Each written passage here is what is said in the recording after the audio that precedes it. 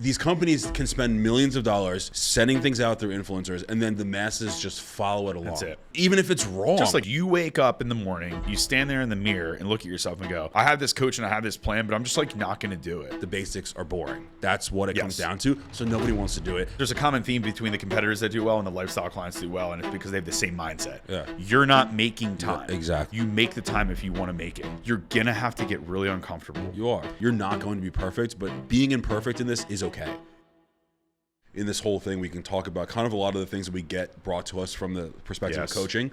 Again, you have 80 athletes, whatever it is. The number of questions that we both get, but you more so than me, but I get them in the store too about it's the same trends, the same types of questions over and over again. And I think something we can do to actually really help people is kind of combat some of the misconceptions that come with like the entry level of what it means to have nutrition in your life and training. Because, you know, we see it, not that we're knocking anyone, but we see it in the gym. We hear it all the time, every day. Like, people are like fundamentally doing things incorrectly and learning about nutrition incorrectly, not because it's their fault. It's just there's no really good source of information I think to get it out there. I think or it's there information overload. Correct. That's what I think. That's the problem. I think that, well, where do you start? You're right. There's good and bad, right? Yes. How do you siphon through which is good and which is bad if you don't know what you're even talking or trying to learn, right? The other thing is like there actually is a lot of great information that I scroll through. There is. Not that we really scroll much anymore. I mean, when we go on Instagram, it's mostly answering questions, exactly, and business and related posting stuff. things. I don't really sit there and scroll anymore. Unless it's for dirt bikes. Unless it's for dirt bikes. Well, again, man, I see a dirt bike and I'm like, ooh, all right. But no, I think that it's just hard. Like, I'll get clients all the time, and so do you. Or people that come in the store, they're like, hey, this person said this, and this person said this, and this. Like, which one is it? I'm like, well, technically, all three of them aren't wrong. Yeah. It's like, but let's back up. And let's like start from like step one. Exactly. Because you're jumping through like all these randomized things. Because at the end of the day, what does everybody want? Like, I don't know. Instant, instant gratification. They want their results and they want they've made up in their head. Right they now. want it now. They tomorrow. see so and so on Instagram and they're like, I 30-day like quick his physique. fix. I like her physique. I want to look like that. Exactly. And then they start following them. And then they pick up these random things that they throw out on their Instagram, which is basically a highlight reel of their life. It's not telling the whole story. It's not telling the things, the problems they deal with, or maybe the coaches they went through, or all the knowledge they've had in the past, or how many years it took them to get there. Years it took them to get there. They're just like, try this. This helped my gut. Don't drink these. They're poison. Yeah, dude, we know, man. Yeah, like, obviously, like, yeah, I get it. Okay, but it's so much. It's information overload. You're following this person, this person, this person. These are your favorites, and you're just grabbing snippets. That's not going to work because that's going to be like throwing a bunch of shit at the dartboard and seeing what sticks, and then like one thing sticks and the rest fall on the ground. Exactly. Right. So you have to start to build the foundation. Right. So I think social media is not, as much as I'm an old school guy and most people know I'm like, I can't stand a lot of social media stuff, but like, I think there's very good tools, and I think it's great. It's a great tool to have. Yeah. You just have to listen to the right people. You have to have someone in your corner that's just keeping things basic and telling you the right stuff, not trying to sell you on shit. Exactly. Because at the end of the day, it's the fitness industry. What are they trying to do? And that's the thing. All this stuff not all the stuff. A lot of the stuff on social media, on Instagram, TikTok, YouTube, whatever. It's marketing, and I don't fault. I made a video about this the other day too. Like I don't fault companies for marketing. That's what we run a business. We market, of course. However, it becomes in our industry, in this industry, it becomes very dangerous when companies can leverage themselves through influencers, which unfortunately they are influential. I don't like influencers because not all of them are genuine, but that's a whole other conversation. But these companies can spend millions of dollars sending things out through influencers, and then the masses just follow it along. That's it. It's kind of like that bar that I've been talking about that I'm not going to talk about. It doesn't taste good, but I like the everyone bar, loves talking like about bar. it. Well, you are wrong. But you also like ground turkey every day. So, but the point is, it's kind of eye-opening to see in the society of today how quickly this company can go from nothing to crazy. Take over Overnight success. all through Instagram. So to your point, if you push the right buttons on the social media algorithm and you pay enough money, you can get any message out to everyone. Correct. And then they will believe it because psychologically, when people see the masses doing something, whatever it is, they have to do it too. Yes. And then even if it's wrong, Just like anything. just like, every nutrition trend, like everyone started cutting up their steak and putting on a stupid fucking cutting board with avocados and honey. Why are you doing that? Only because you saw someone else do it. What? They do that? The whole carnivore diet thing with this, everyone did it. I even did it once because I thought it was cool. I'm like, this is stupid. Why did I do this? But it's whatever trend diet is happening at the time. Once the ball starts rolling, then it becomes cool to do the cool thing, and now everyone's doing it. Right. So when it comes to your nutrition, though, it's personal to you. It's also a trick, though, right? Because they're like, I think people believe, well, that they don't believe all of it, but they believe that some of what that person did got them to that level. And it's not. It's not. It's a culmination, like you said, of 10, 15 years of life. It's a business or an entrepreneur or the owner of a company, and it's the influencer, which is someone who either has very gifted genetics or they worked really hard, or maybe they don't have great genetics, and they just worked really hard for 10 years to get to this point.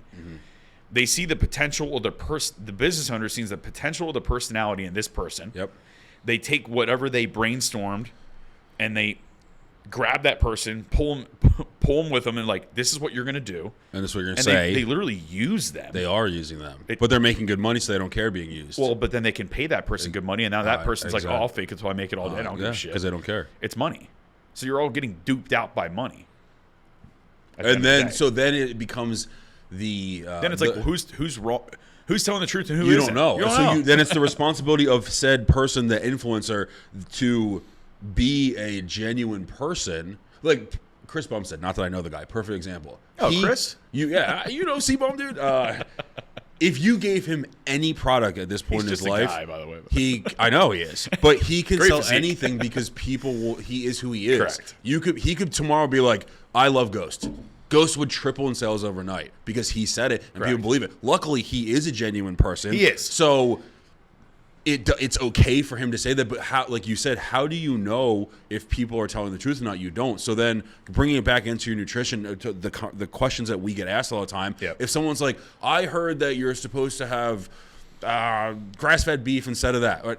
Okay, and now they hyper-fixate on just that thing. And they're asking you in every check-in over and over again, like, I need this, and these. Yeah. But they're so granular, and you're like, no, dude, take a step back. Look at your nutrition plan as a whole. Yes. Where are you in your adherence to the plan? Let's talk about that. Yes. Not this one little detail on meal 3 on page 2 of the plan. But people love to obsess about that one thing because they think that will make or break everything.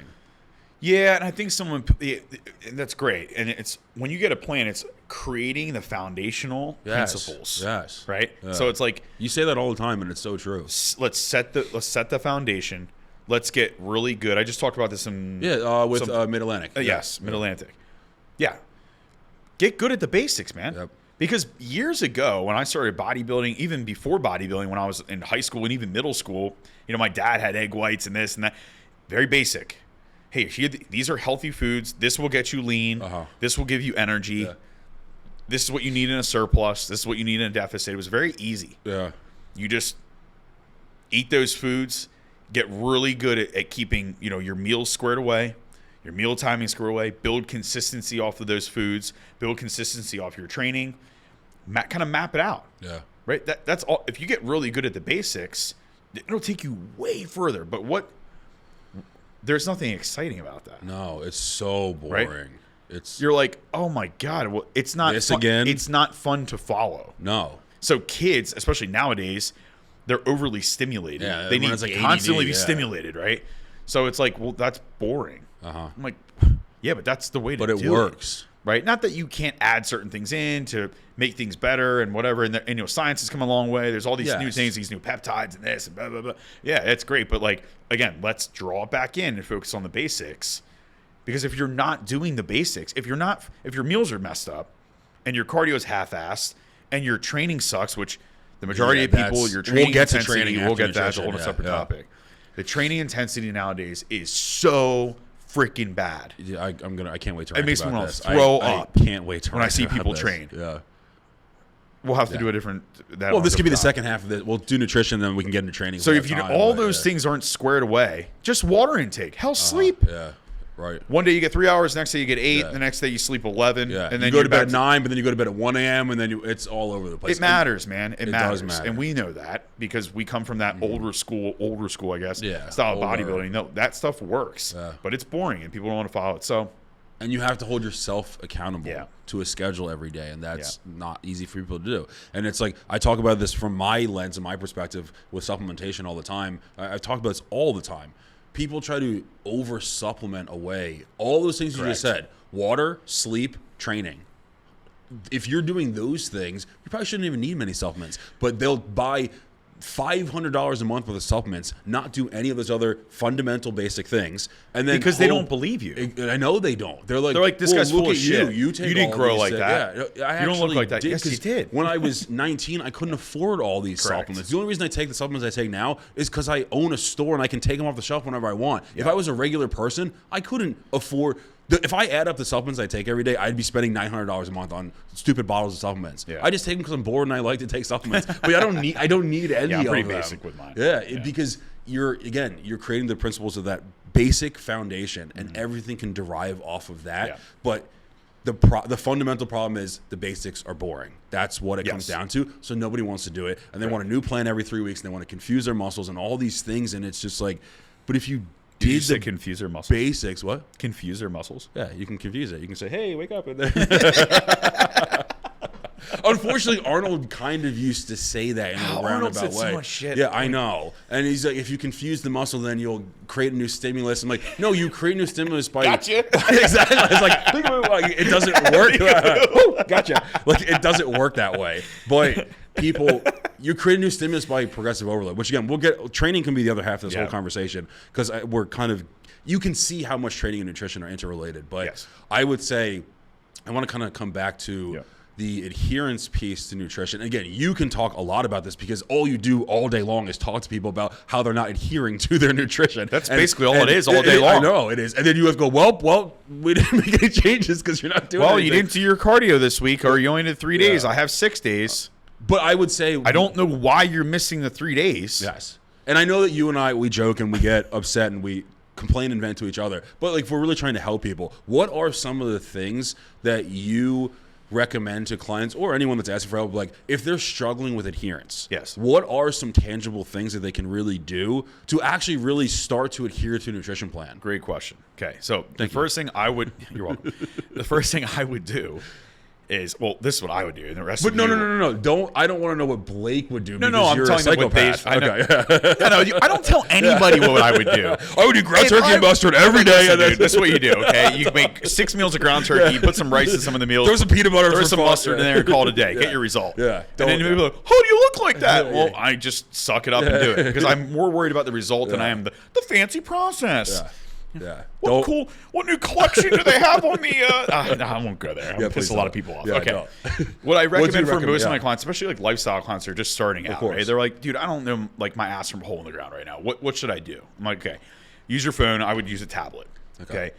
Write out your day. I think you need to clarify, when you say tablet, you mean a piece of paper, not like an iPad. Because I think everyone's going to think that you mean an iPad. Oh, like an iPad. That's what they're called. What a tablet. Nobody knows that. So the viewers know, as we continue Yeah. with this podcast, I have literally a 70-year-old mind. Yes. I'm an old school guy. And I know that, like which is old why school I just stuff. said I that. wish I grew up in like 1950. You'd be great. All But right. nobody knows those yellow pieces of paper or white are called They're tablets. fantastic. I know. If you haven't, go to Staples, buy a little pen, the zebra pens. Yeah. So I would, in all seriousness, write out your day. Like the day before, like let's say you get, I send everybody their stuff, right? And they get very overwhelmed because they're like, holy shit. It's a lot. It seems like a lot. You get But 2 it's to 3 not. weeks into it and you're like, okay, this isn't that bad. Yep. It's a lifestyle change. Yes. Right? So if you're having trouble with adherence, why are you having trouble with adherence? You're right. Why? Why? Yeah. Ask yourself why. Oh, I seem to, every day I get to the end of the day and then I'm like, oh crap, I didn't get my cardio done. Well, why didn't you get it done? Why didn't you plan it? And I do not want to hear. Oh my god! I don't have time. Shut up. Seriously, yeah. You're not making time. Yeah, exactly. And I know I'm going to offend some people here, but well, I have kids. I don't care if you have kids or not. It doesn't matter. Okay? I'm not saying it makes it easier. No. It's very difficult. It's really hard. Yes. I don't have kids. Yeah. I have a lot of other responsibilities, probably that almost outweigh. It's not a competition. It's not a competition. It's not a competition. Yeah. you make the time if you want to make it. Absolutely. Right? It may not be an optimal time, and it may not be when you want to do it. That's the problem. People say they don't have time because it doesn't fall between the hours of 9:30 a.m. and 4 p.m. So if I have someone up at like 35 minutes of cardio, and they're like 35, 40 minutes, they're like, oh my God, that's ridiculous. How am I going to fit this? Break it up. Do a 10-minute morning walk when you wake up. Do 20 minutes post-workout at the gym, and find 10 minutes on your lunch break, or break it up into another 5 and 5. I don't know. I don't care how you do it. Just get it done. But get it done. Well, that's kind of a lot. I didn't ask you if it's a lot. I told you to get it done. Because at the end of the day, some people need more cardio than others, blah, blah, blah, whatever. But if you sit down and write your day out, here's what I have this week. Like literally just like you would with a calendar. If you're a business person and you have a bunch of meetings, plan this just like you would your meetings. You're right. Right? Okay, well, tomorrow's a cluster, right? I have so much stuff going on. It's going to be a little rough, but I can make this work. All my meals are going to be packed the night before. Well, that's where you failed, number one. If you don't pack your meals the night before, but again, you try to scramble in the morning, that's setting yourself up for failure. You're not going to do it. You might as well tell yourself, you might as well go in the mirror and go, hey, I'm not going to fail at this. I'm not going to eat these tomorrow. Right? No. Yeah. So, back when I was a police officer, I would make my meal. I'd be 3 on, 3 off, right? So it was 3 nights on, 3 days off. I knew for that 3 nights, I'm getting about 4 hours of sleep, basically 4 to 5 hours of sleep if I'm lucky, in between those shifts. And I have to train. If I'm in prep, I have anywhere from 45 minutes to an hour plus of cardio. How do I get that done? Well, I laid out my days. I was like, okay, I'm going to wake up at this time. I'm going to eat meal 1. And this is when I was coaching clients too. I'll use my last prep as an example. All those meals were made. I'd cook my food in bulk. My turkey would be made. Everyone asks, why do you do turkey and rice, nothing else? Because I don't give a shit what it is. It just needs to get done. I know, and I know people I get tired of that. You can still make your food enjoyable. You don't have to just be basic and boring like I do things. But you need to spend some time in the kitchen to air fry your chicken or bake it or grill it or cut it up or add some seasoning, change the condiments. It has nothing to do with you preparing your meals for 3 to 4 days at a time. Exactly. And now it's all in one big bin. So I used to wake up in the morning or the afternoon, because I work nights. I would take the bin of turkey out, the bin of rice out. My condiments would come out. I'd have the scale, have my containers. I'd weigh them all out. All 4 meals were weighed out and packed, so I'm good to go for the night. I'm eating my pre-workout now because I'm going to go to the gym. There's 5 meals, and I'll eat my 6th meal when I get home. Done. Okay, where do I do my cardio? Okay, well, these times are going to be rough, so I'm going to have to do my first prep. When I did my first bodybuilding prep when I was policing, I'm like, damn, when am I going to do my cardio? I can't do it after my lift. If my lift is an hour to an hour and 15 minutes long, where am I going to do my cardio? I have to go to work. Like, I'm rushing. I can barely make it to work. I'd be running into my car. It wasn't fun, but I got it done. And I thought, oh, you know what? I could just do it the last hour of my shift. Keep my radio on. You were allowed to have an hour, I think it was, to work out or something. I'd find a firehouse. And I'd talk to the firehouse. Hey, you guys cool with me using your stair mill? Yeah, dude, you're good. I'd keep my patrol pants on, keep my boots on in case a hot call came out. And for years I did it that way. So when I had 50 plus an hour plus minutes of cardio, it would all be done in the morning. Then people say, oh, weren't you tired? Yeah, dude, I sat in the parking lot sometimes because I was so tired and very lean, very hungry. And I would literally be like, I don't really know how I'm going to get this done right now, but it's 4:30 in the morning. I'm going to have to get it done. So I can sit here and have a temper tantrum about it and cry and whine, but do I want to win or not? Right. And I'm coming more of a competitive standpoint than a lifestyle standpoint. Well, you can win the day or win the show. It doesn't matter. It's still the same mindset. Still the same mindset. Because there's a common theme between the competitors that do well and the lifestyle clients do well, and it's because they have the same mindset. And it's that they want to get better that day. They want to win the day. Right. So go do my cardio. That was done. And I can go home, eat that last meal, shower, go to bed. I didn't miss one thing. Right. So you just need to organize the day, lay it out. If you need to write it out, that always helps me. Great. But you need to prepare for the week ahead, because if you got to that day and you go, oh no, you're already too late. Right. And things will come up, right? There's emergencies. You got a flat tire on the way to work one day. Yeah, but that's the kid's sick one day, whatever, things happen. Things happen. But if you're consistently adhering to your plan, if one day one thing goes bad, you're not going to be thrown off plan. That one little instance, it shouldn't mess things up if you're truly on plan. Yes.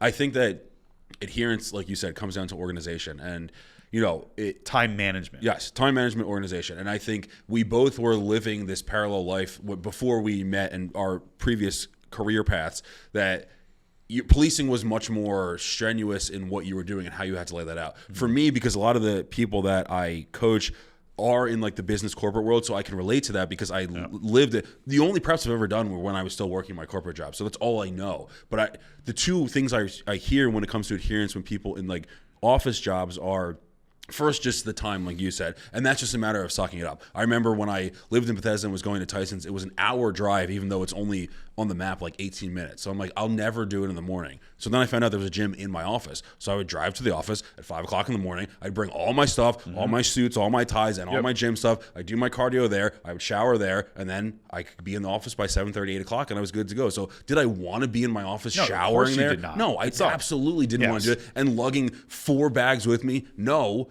But also, then I realized if you change the way you're framing it, well, this actually helps me because now I'm leaving so early. I'm not sitting in traffic in the morning. I can avoid everything. I can take time for myself. No one else is in the gym at that point. So it actually, if you don't sit there and, again, cry about it for yourself and be like, this is actually a good thing. It's beneficial. Right. And now I feel good because I can do 45 minutes to an hour of cardio in the morning and still not be late for work at all. And then tell my coach, and then be like, sorry, work, something came up. No, that wasn't an excuse. But you're already, even though it sucks to get in there and get it done, after you were done with that cardio, you're already setting yourself on the rest of my day was way better. You're less stressed. Exactly. You don't feel guilty for not getting it done.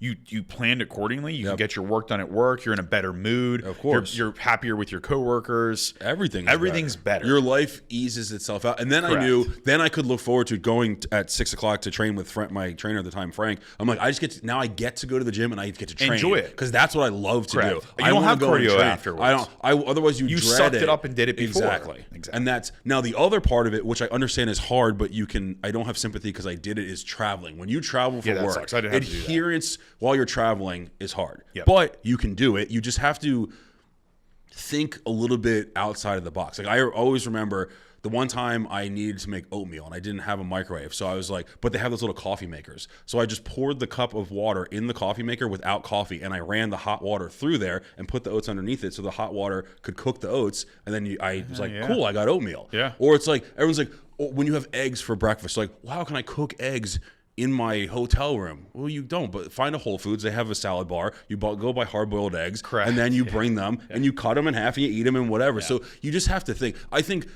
but again, it kind of comes back to an effort thing. It is. It's level that, which I don't even get me started. People and like not putting an effort, but are you willing to sacrifice some of these things that you weren't doing before? Yes, and I think some people, if it's not, again, they kind of silo in when it comes to adherence on the one thing. They think, okay, well, Blake said eggs and oatmeal and whatever. And if it can't be the exact way, they're like, well, I wanted scrambled eggs. Well, guess what, dude? But that's today, dude, this blows my goddamn mind. I know, and that's why I bring it up. Well, I don't really like that. I'm like, oh, dude, does it really matter that much? Do you like being fat too, though? Oh, I shouldn't say that, but like, do you like not reaching your goals? Because that is, I mean, look, I mean, seriously though. I mean, you're not offending me. I know. But you don't like it. You wanted scrambled eggs and you got hard-boiled eggs, and you don't like the texture. Okay, you can't have your cake and eat it too. Exactly. Thing, right? Like you got to pick your poison here. And so, like, what do you? I mean, look, do you want to be fat? But like, are you when are you going to get sick of your own shit? Yes. To the point where you're like, I don't want to live like this anymore. Mm-hmm. I want to take charge of my life. Yes. You're going to have to get really uncomfortable. You are. And you can't think about it all at once. The biggest thing I hear from people and clients nowadays, I'm kind of segueing off. We'll come back, but like we can come back to adherence. But this is all part of adherence. It is what you're about to say. It's that everyone's riddled, and I touch this lightly. I'm not offending anyone, I promise. I know anxiety is a real thing, and I know a lot of people take medication for it. I have a lot of clients that have anxiety. My wife deals with anxiety to a massive amount. Okay, but like, you can't just shut down. No. You can't just go, I can't do it. Like, you stop. Yeah. Take a deep breath. Take it a step at a time. Okay, there's going to be things you get wrong in adherence to your plan. The first week, you might suck. Yep. The second week, you might be... Suck a little less. Suck a little less, right? That's okay. That's okay. As long as you're making progress, going the right direction. This stuff takes practice. It does. It takes time. You don't have to be perfect. Right. I'm not asking my clients, especially my lifestyle clients, that this is a brand new life change. I'm not asking you to be perfect. That's not how life goes. Yeah. Get good at just checking the boxes. Take one task at a time. If you think about all of this stuff as a whole, you're going to get really overwhelmed and you're going to go in shutdown mode, especially if you are someone that does deal with anxiety, right? But at some point, I think the uncomfortability of all of it, there's a difference between anxiety and then just being uncomfortable. Yes. And then not learning, not knowing, because you haven't had any hard things happen in your life, you don't know what to do when you get a little uncomfortable. Correct. You got to buckle down and So I usually tell people, clients, they're like, I kind of had like a meltdown. I was in my car and I was like, and this was wrong. And I'm like, okay, you know what you need to do when that happens? I'm being serious. Breathe. Stop. Yes, stop and go. Life is okay. Yep. You're not going anywhere. Exactly. Everything's going to be fine. What's the next task? Whatever didn't get done, let it go. Yes. And now let's move the next. And don't ruminate on that one thing. Exactly. Let's keep a positive. Let's not go right to negative. Yeah. Oh, it's all day's ruined. No, stop. Like, let's not go super negative here. Let's try to be, optimistic and stay a little positive. Be like, okay, here's what I can control right now. Yeah. And let me move towards that and then go have a good lift or go do this. And then you're like, okay, I'm all right. But man, people just spiral like right away. I mean, it's like you give someone their plan, they spiral out of control. I'm like, whoa! I'm not asking you to be perfect here. Like, adherence to your plan, and it's going to take practice to adherence. Yep. Okay, but you need to give effort. Yes. You have to try. You have to map that stuff out on Sunday night before the week starts. If you have 4 meetings that week and they're really important meetings, well, then you need to write those meetings out. And you need to make sure you have your food ready to roll beforehand so that you don't get there and fail. And if you do fail once, it's okay. Then learn from it. That's the other thing too. You can fail along the journey of learning adherence, because like you said, I think to frame it that way, that adherence does take practice. You and I, like, I'm definitely not perfect at adhering to my nutrition plan right now, but I know that what I'm doing, I know why it's not happening. But either way, adherence does take a lot of practice and time. It's repetition. It's just like, again, training, which we're going to get into, that if you don't do it over and over again, or like what you said, if you crumble the first time, the second time, the third time, you don't adhere perfectly, it's not going to stick ever. And you just have to be okay with it being a process. Yes. And knowing that, like, I think the other thing you said is really important for people to do is create those micro goals that are attainable and achievable. Yes. Like I talked about this the other day too. Like, if the first week for adherence, it might be, I'm going to drink my water. I'm going to make it to the gym. Just make it to the gym, which sounds ridiculous, but to some people, that's a huge win. I'm going to get to the gym. Stacking wins. Exactly. Little wins. Little tiny So wins. if you say, I'm going to drink one of these a day of water, I'm going to make it to the gym, and I'm going to go for a 10-minute walk 3 times this week. Yeah, that might sound like not a lot, but if you do that for the first 1 week or 2 weeks, and then you go, I'm going to have 2 of those things of water, I'm going to make it to the gym, and I'm going to work out, I'm going to do 5 walks. And then it starts to build every on week, itself. before you know it, you're training 5-6 days a week, you're crushing 2 gallons of water a day, and then it doesn't feel this monumental task that Blake, my coach, made me do this, and it's just all too much, and I can't possibly do this. It just has to be attainable and achievable every day, over and over again, so you almost don't even notice that it's happening. Correct. You're on autopilot. Yes. And for those people that just signed up and they're like, oh, hey, Blake, I missed this, I missed that. I'm like, that's all right. That's okay. What did you do right, though? Yes. Well, don't focus on the negative. I did lose 1 pound. Well, that's fantastic. That's awesome. I got 4 out of 6 of my meals in, or 3 out of 5, whatever. Yeah. I got 5 of my days of cardio in instead of 6. Okay, guess what? All of that is a lot better than sitting on your ass. Exactly. Or going out to happy hour and doing being like, nothing. Oh, well, maybe I'll start next week. And just eating a plate of nachos after work and slugging 24-ounce beers. Yeah. And then you set yourself. You are in control of all that. You are. You definitely are. Everybody's in control of their own actions. They are in their own destiny, and I feel like it's so easy. People in our age range, for example, once you get to 30, everyone's like, I mean, my friends, I just turned 36. They're like, well, we're old now. I'm like, dude, that's so pathetic. Don't say that. You're 36. You is are not, allowing. I still even think I haven't even come close to getting to like the middle of life. Right. Of like if you tell yourself that, like we keep saying, you've already lost, man. If you're like, well, this is the beginning of the end. My joints are always hurting. This, that. I can't lose weight as much easily as I used to. The excuse to start to pile. It's so much easier for people to make an excuse to get out of it than it is to, again, put in the effort, hold themselves accountable, and adhere to something. Yeah. Whatever that something is. And you don't have to have a coach. Because the other thing I wanted to say was, Well, you can build some of these habits without a coach. That's what I want to say. And I think some of these coaches, I'll tell you this, responsibility. This is how much you and I don't care about. Let's try to fake it till we make it and take people's money for what it's worth. I'd rather have someone be, hey, Blake, I'm interested in coaching. And people know this. I do this all the time. I'm like, I think you should hold on. Wait. Okay, it sounds like you're a little on the fence about it. I don't want you to pay me for a service that you're not ready for. Yep. Why don't you build on these daily habits? And you would even give them those habits. Yeah, for free. For free. Here, take this. Do this. Let's get in 3 to 5 days of walking outside. Get at least 3 meals in with a snack or protein bar. So just build off good habits so that you feel like you're going in the right direction. I had someone do that. It was a while. I don't know who it was. It was a while ago. They did that. Okay, I said, why don't you do that? And they actually took the advice, which, again, most people don't. They're like, okay, dude, whatever. Yeah. And then they sign up for some big-time online company, and they're like, I signed up with whatever it is. I don't even know those. Yeah. Something body this. Yeah. Like, oh, that'll be great. I wonder who that is. And it's a copy and paste program, and they didn't make any progress. Some people do, some people don't, whatever. Yeah. But the point I'm trying to make is that person went out, they actually did it, and they ended up losing I think it was 20 something pounds. Wow. Which where they were at was, it's good. I mean, they had a lot more to lose, a lot more, but 20 pounds, that's great. You just did that by yourself. And then they signed up, and then it went.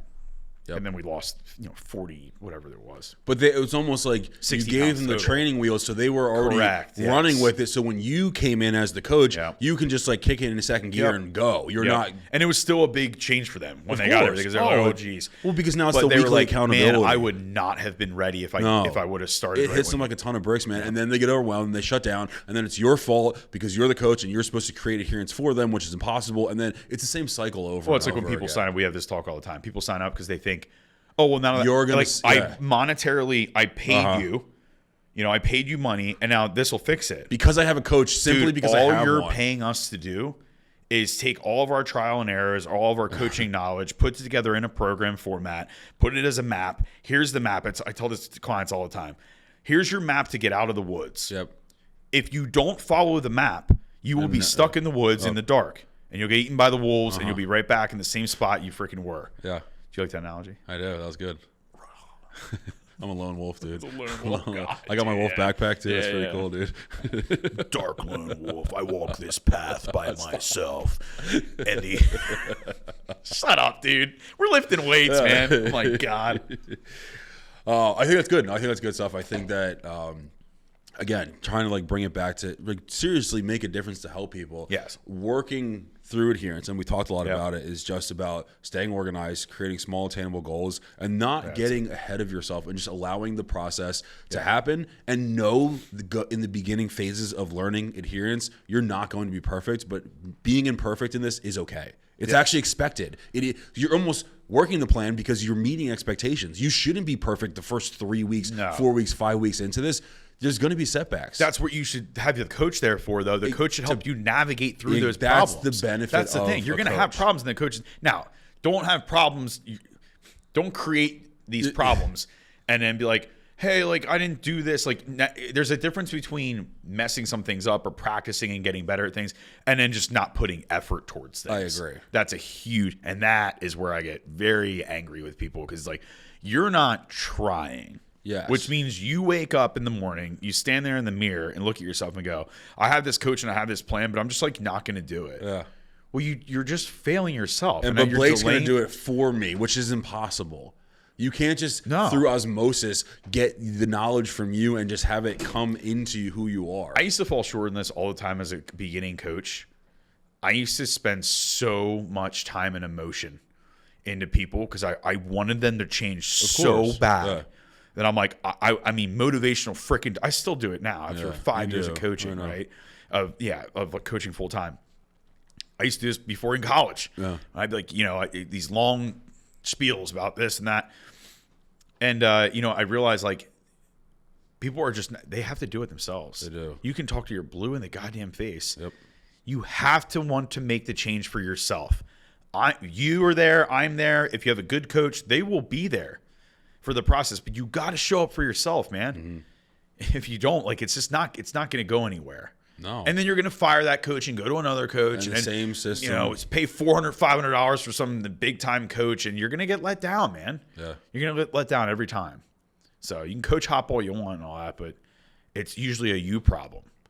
The interesting thing with that is, again, looking at like the psychology, because a lot of like human psychology is built into effective coaching. We've talked a lot. Human psychology is huge. It's all that it is, and people will, when you tell them, if let's say you're in that situation where you're the coach and you're trying to make them change, but they don't really want to do it for themselves. Correct. They'll pick and choose the parts you're telling them that they like, yes. But then they skip the other 7 parts, and those are the really important parts. But it's so interesting to me how people can be like, well, I like what Blake said here, and I take this, and I like that, but I don't like that stuff, so I'm going to leave that over there. But unfortunately, the stuff they push to the side is the stuff that should be in the center of their mind, and but then they get almost upset at you. That's how they justify it. It's like, well, I'm listening to what Blake said, so why is it not working? But you only listening to parts of it. But you're not all of it. So you're actually not listening, but they convince themselves they are. Yeah. So now that's why they can say, it's your fault as a coach, so I'm going to switch coaches. And like you said, around and around they go with trying out new things and going from coach to coach to coach, and then blaming everyone else except for themselves because they refuse to show up for themselves. Yeah.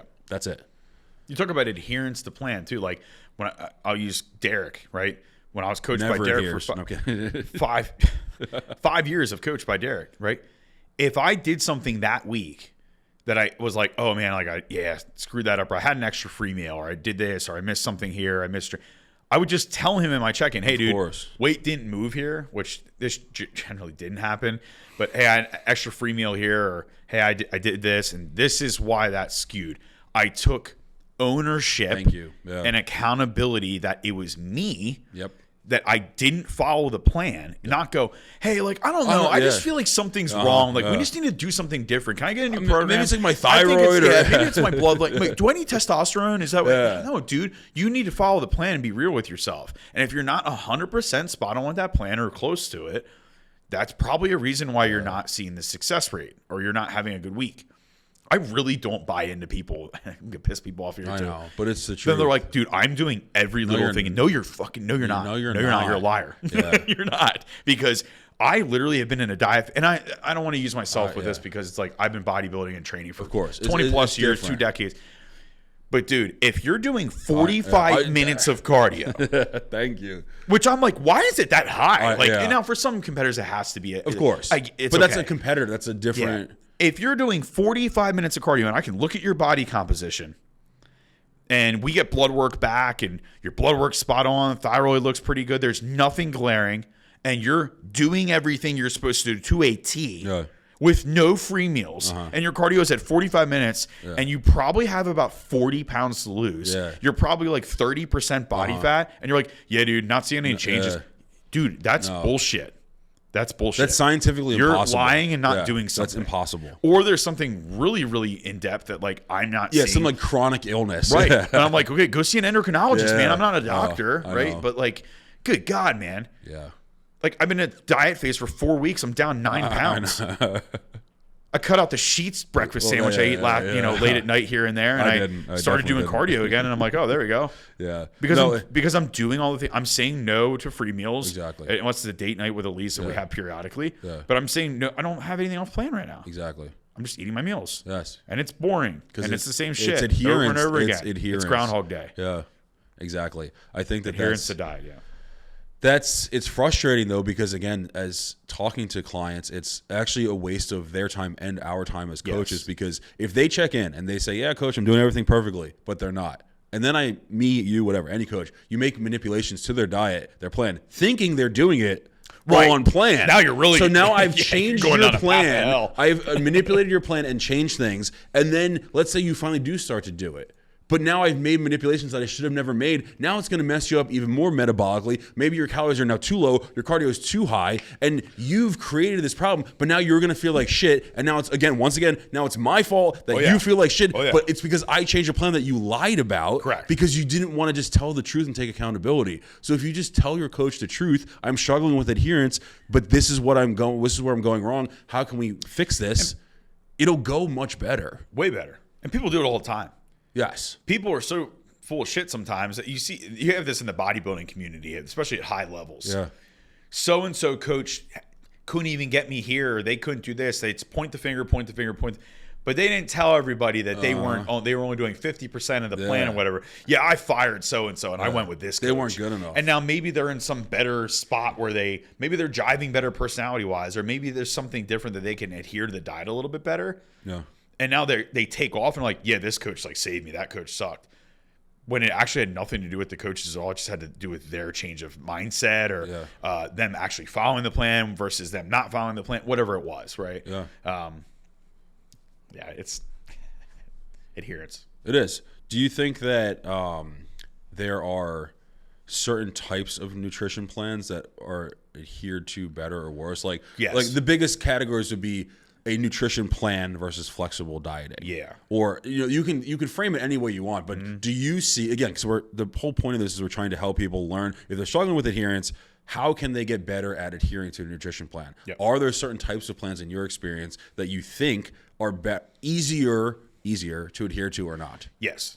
So it all boils down to your goals, and it boils down to the person, their body composition, their genetics, their age, male or female, whatever it is, their starting point. Yeah. Where are we baselined at?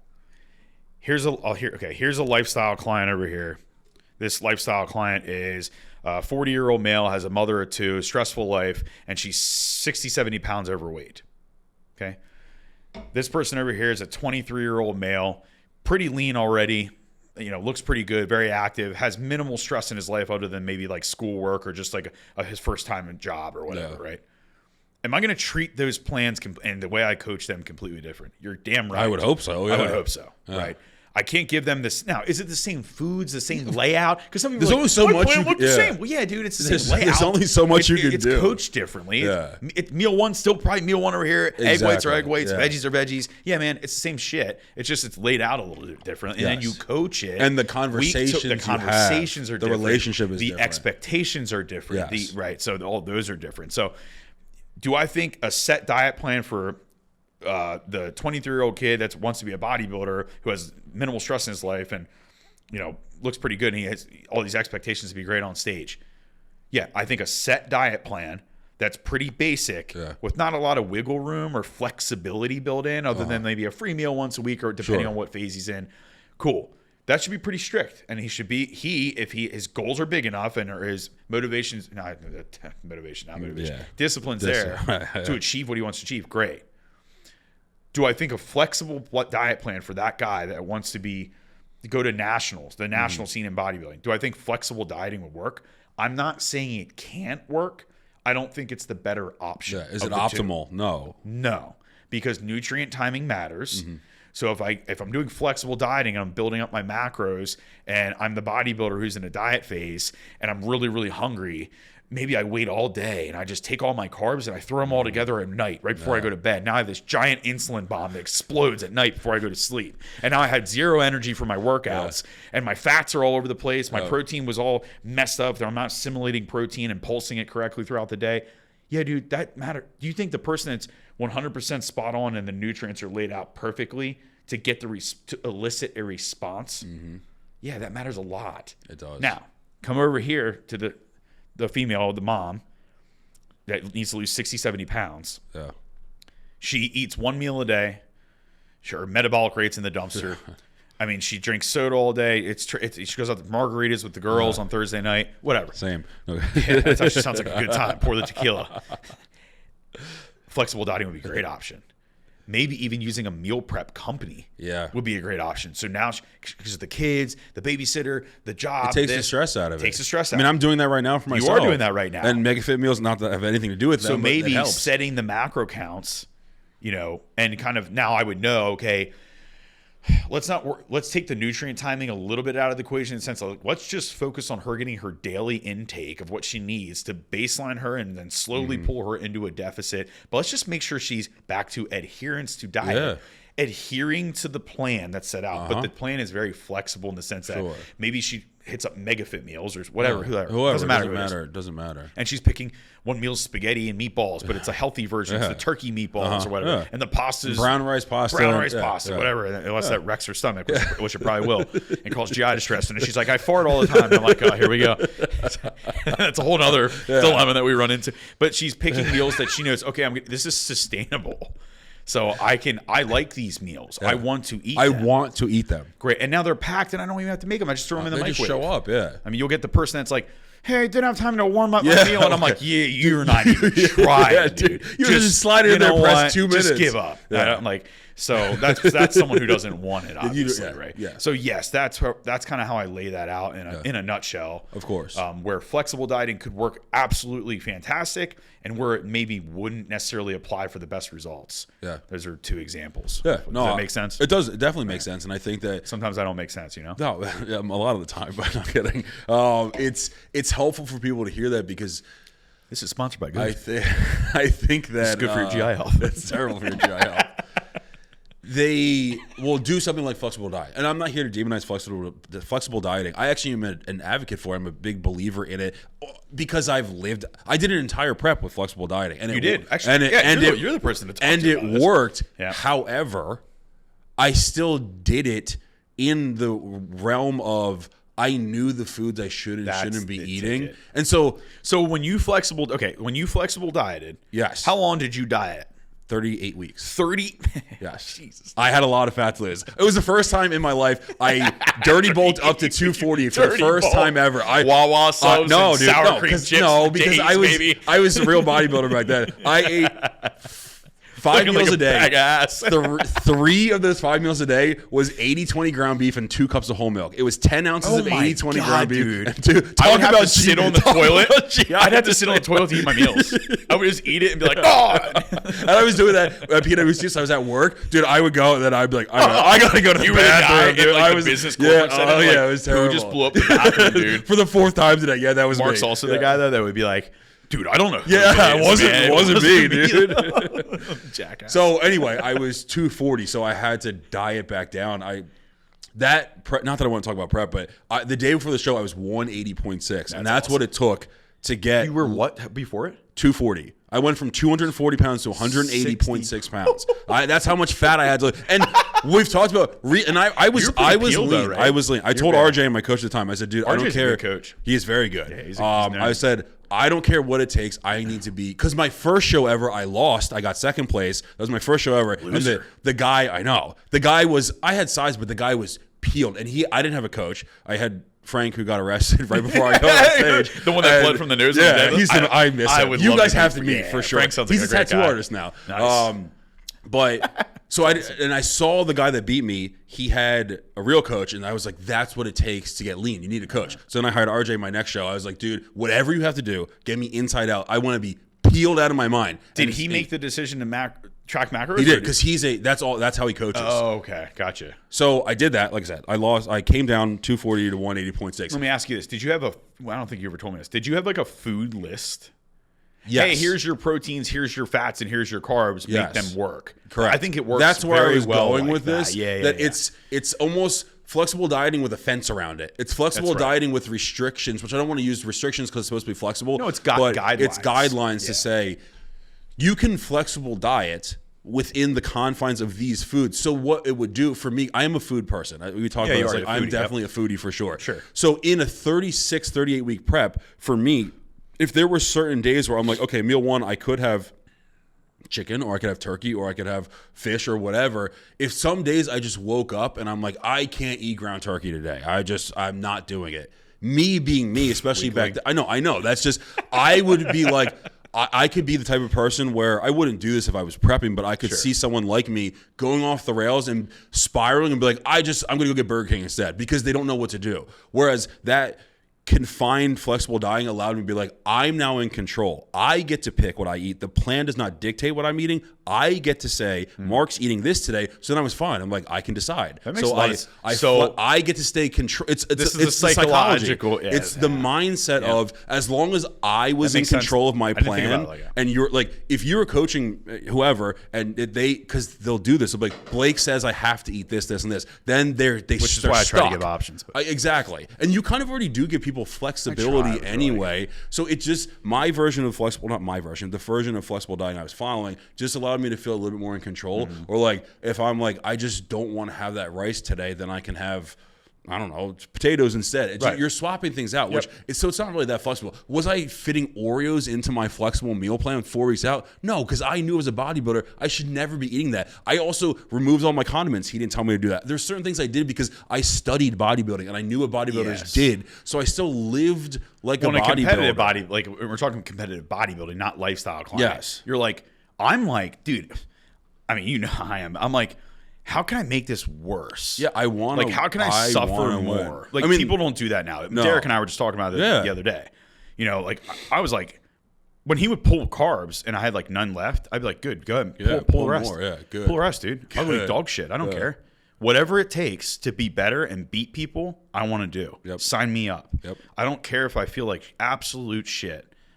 You want me to pull mustard? Pull that. I'll pull it all. Yeah. My first prep. I dare you. Pull it all. My first prep was mentors, Mary and BJ. They're great people. If they're ever listening to this podcast, they taught me a lot, man. They really did help me get me into bodybuilding. They got it rolling. They did my first 2 shows. Nice. Just literally out of the kindness of their heart. Like, they're just great people. Great mom and dad. Their sons are fantastic. Anyway, so they had very old school approaches though. They had me boil my chicken for 22, 23, whatever, 24 weeks. It was a long time. I had boiled chicken, and I would only use mustard. The highlight of my day was sweet potato. That's all I had. That flavor probably was so good. So good, dude. Oh, my. For literally 20-plus weeks. I mean, it got to a point where I literally was losing my mind.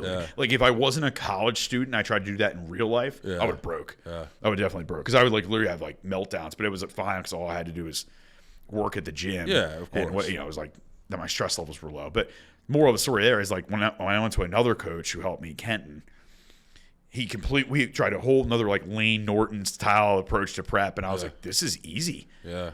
And I got way leaner, honestly. Yeah. And I think part of it was the psychology. Of course. It's less stress. It was less stress. Because I was like, at 14 weeks out, I was like, how am I going to do this?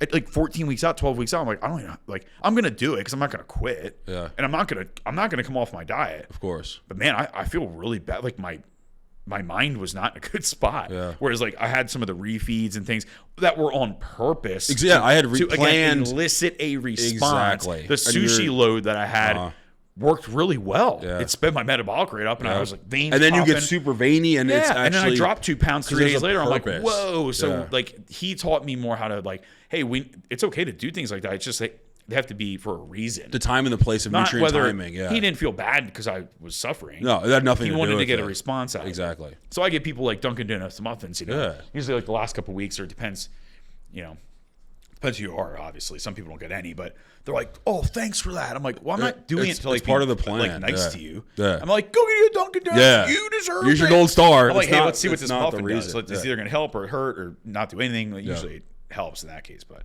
it's just carbs. It's like, it's not a magic trick. No, it's not. And I think, I've said this many times before too. It's like, to me, because, you were talking about how it felt versus like the one approach versus the other, that flexibility in my plan allowed it to be, and I'm not saying this because I'm like some like hard ass or whatever. That 36 weeks, everyone's like, that was so long. I could have kept doing that forever. I tell you this all the time. That's cool. Because he was so good at coaching. Yeah, it was so sustainable. Good for him. That and you. I really believe when this sounds a little bit sad, but like it's 2025. When I think back, that was 2017. That period of time was probably the happiest I've been since then. But you were so organized. But again, it's adherence, organization. My brain works when I'm organized. Yep. Every hour of every day had a purpose and an intention, and I had to do something. But it's less stressful that way. It was way less stressful. You think it's more stressful? To plan it all. But once you create the system, it works itself out. And I even knew down to the minute I'm going to go to the bathroom at this time. I knew everything I was going to do. I'm going to be asleep at this time. I'm going to wake up at this time. I'm going to drive at this time, everything. So then there's nothing to really worry about. No. You know what to expect day to day in your life, and you just do it. You just show up. That's it. So it's good. I think this is really helpful because, again, we talked about this in the very beginning. People hear all these things like, do carnivore, do flexible dieting, do keto, do this. And then they're like, how do I know which one is for me? You find a diet that you can have adherence to. And sustainability. Because they're all tools to create a deficit to lose body fat. Right. That's all they are. We could put you on a McDonald's diet. Yes. Pull that. It wouldn't be healthy. No, but we pull you into a deficit. You could make them baselined you with 2 Big Macs, and then like I could pull. Can you baseline me with 2 Big Macs? That'd actually be a really cool experiment. We should do that. Right? I'll be the. It'd be like Supersize Me, the documentary. But like bodybuilding, supersize me. We should do that. Oh, we should definitely do that. Yeah. I will sign up willingly to be the person to do And it. we'll just baseline you super high. Yeah. So you're eating like 50 apple pies and shit. Yeah, I could crush them. You apple look pies. terrible. And then we'll just start pulling you in a You deficit. know what's weird though? Sometimes when I eat food like that, I look better. I don't know he why. doesn't. Yes, Don't I listen do. to this Yes, I guy. do. This is- Okay, we'll do it. Let's He's do it. bullshit. I look like shit. Yeah, your genetic capabilities are pretty good with that. That goes to my arms. That's all. It really does go to the right places, won't you? Except for my legs. Men's physique. Here we come. 2026. You do hold fat in your legs. I do. Yeah. I'm like a woman. Is that sexist? I don't know. It's genetics. But yeah, so I think it's good to help people figure out where to start, because at the end of the day, you're trying to pick the tool that's best for you to create that deficit. And picking a tool for a job, sometimes you pick the wrong tool the first time. That's okay. That's all right. But you have to try a few of them. And again, you said this in the beginning. People don't have the patience sometimes to try a few different tools. You and I kind of like revel in the fact that when we both started our journeys in bodybuilding, I would go on bodybuilding.com back when that was a thing and it was like a free resource. I would just pick like Chris Getham's plan or Jim Stepani's plan and I would do it for 12 weeks and I'd be like, I don't really like that one. And I'll try the next one. And I'll try the next one. And then Steve Cook would do the shortcut to mass or whatever. I don't know what they were. It doesn't matter. Jay Cutler's shortcut to size. That was the best one I ever did for sure. I bought all the supplements. Bodybuilding.com when Jay Cutler came out with his, that was like the mass. Mass up, mass down. It was the documentary. I still watch that sometimes when I do cardio. When he does the cannonball into the pool, the dude, cannonball in the pool. That is the most iconic. I was like, that moment, I'm like, I got to be a bodybuilder. I want to be a cannonball in my pool. He just talks like this all day. I used to work out. Yeah, he's awesome. But Jay's great. It's good. It's helpful to, again, show people that and then understand what adherence looks like. And I think, we talked about it a lot through the lens of bodybuilding, but it's not only through bodybuilding. It can be through anything. Whether your lifestyle. It's your life. Or bodybuilding, it's still the same principles of showing up, staying organized, and then just following the plan, which is the simplest part, but it seems to be the hardest part for people. And I don't really know. I wish there was ways that we could do to help make that part easier, but I don't really know what that looks like. I'm about to piss my pants. Okay, well, then 5 minutes. I'm gonna piss. So.